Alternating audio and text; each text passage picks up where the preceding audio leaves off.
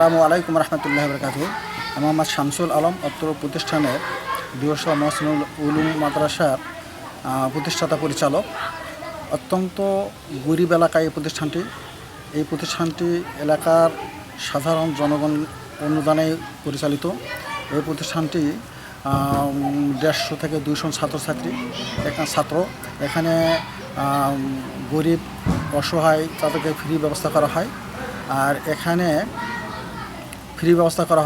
এখানে ছাত্র হিসাবে আমাদের আবাসিকের ব্যবস্থা সংকলন, খাবার মান আলহামদুলিল্লাহ ভালো, কিন্তু আপনাদের সার্বিক সহযোগিতা এবং সরকার মহোদয় পাশাপাশি কোনো এনজিও সংস্থা যদি সার্বিক সহযোগিতা করে তাহলে আলহামদুলিল্লাহ এই প্রতিষ্ঠানটি উজ্জীবিত হবে এবং আলহামদুলিল্লাহ এই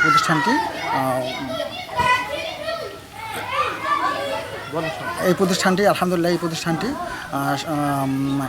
কাল কিয়ামত পর্যন্ত এখানে সদকা জারিয়া হিসাবে জীবিত থাকবে।